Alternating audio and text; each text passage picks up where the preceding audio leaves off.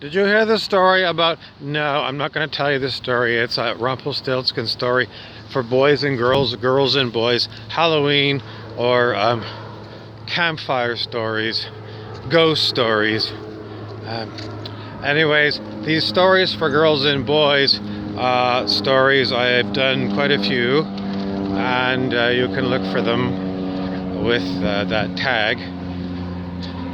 And we do want to credit not only Rumpelstiltskin to many other people, horrible, which is the term we have for exceptionally upsetting events.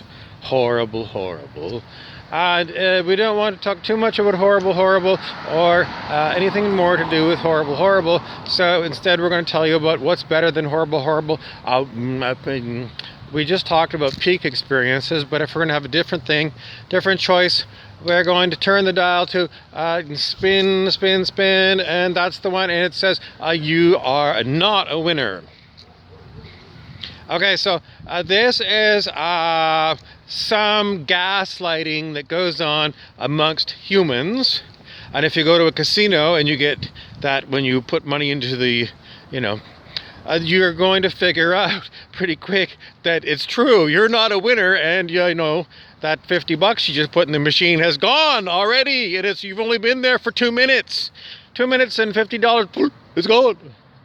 So we want to not reinforce these kind of beliefs, but we want to remind you, if you're losing $50 in 2 minutes, don't put another 50 in these gambling machines. Learn your lesson, and your lesson is the Lord gives and the Lord takes away, and the Lord is the gambling house. So the grace of the gambling house to continually make you win, no, the odds are in the house's favor. Otherwise, they would go bankrupt very quickly. They got to have more money coming in than, they do have an awful lot of money coming in. And what's the payback to the customers? Well, you can look up, for craps, you could go and find a website that gives you all of the odds when it comes to these kind of games of chance. So, how are you ever going to use anything on planet Earth to luck yourself into a big pot of money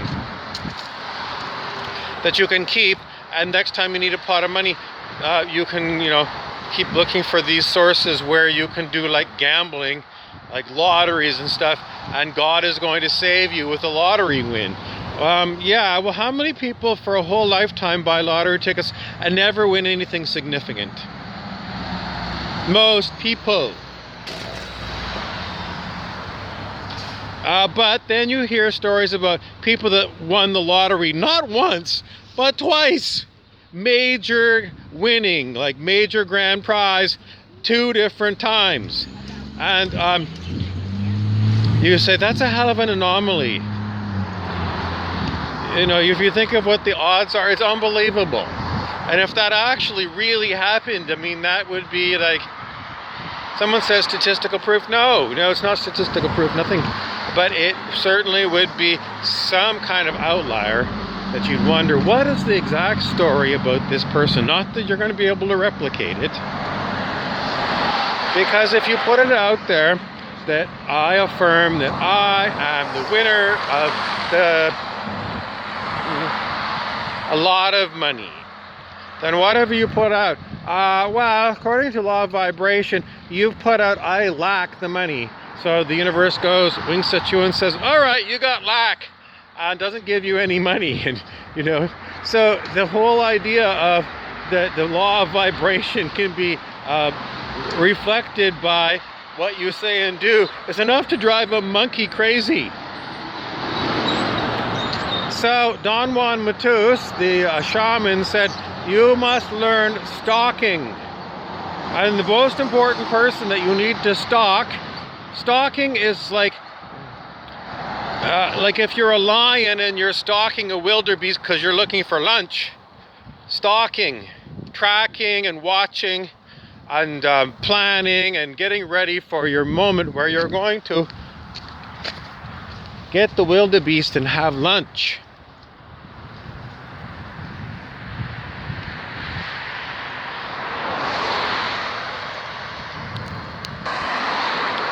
So this is the huge cuckoo pants thing about law of attraction. As some people say, well, you affirm the negative. In other words, I don't have any money, so I'm going to affirm, I'm going to lie to the universe and say, I've got $1 million in my bank account. Stamp my feet a few times, and I made my affirmation, and then that's up for the universe to deliver me $1 million. When? Oh, specifically now. And then what happens? Well, how do you want this to end? The person wins or the person loses?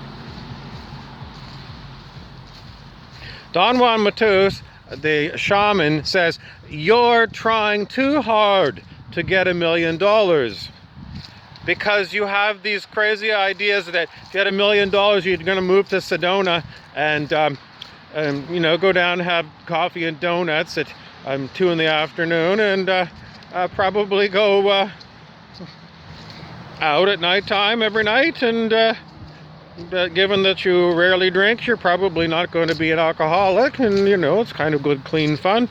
So maybe you'd like to do that in Sedona because generally speaking, it's a nice place to go in the winter or something. Anyway, Don Matus whacks it up and says, we do not do these affirmations because it is, you got it, stupid. Lying to the universe means the universe is so dumb it doesn't know when you're lying. And this might be what Science of Mind teaches, because their work is based upon a kooky book written by Judge Thomas Troward. Judge Troward wrote the book about how things really are, and he basically gave a very nice lecture series in India where he was a judge when the British ruled India, and that was sort of the story behind why it must be true, because this guy got to be really smart if he's a judge. The truth of the matter is, it does imply that they're receptive to your, well, anyways, it does imply that there's like half of, well, basically the female half is dumb and it doesn't know. It's a doer. It's the one that makes things happen. And so if you tell it a lie, like, I already got $1 million in my bank account, then it's going to say, all right, you got $1 million in your bank account. And the next time you go to your ATM and you look and, oh my God, look at the number there, and it's $1 million. So you are still working with the idea that you are doing something.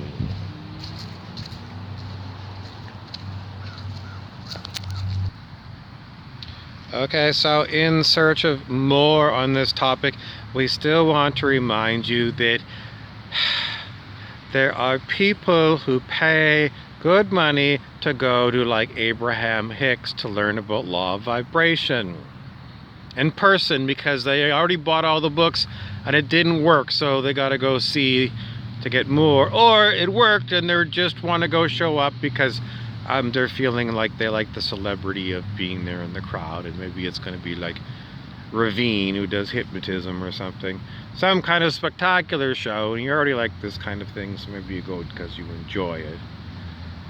Does the law of vibration work?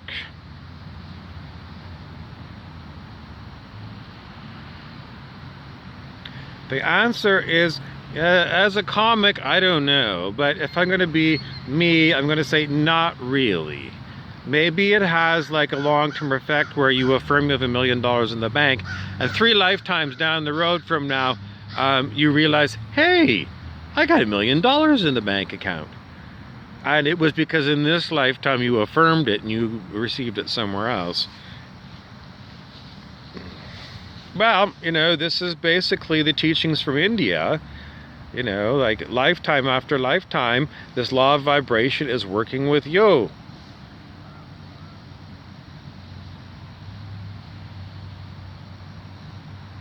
I just don't, I just can't get some of these other spiritual teachings to coincide with what I keep telling you as my so-called spiritual teaching. You are awareness.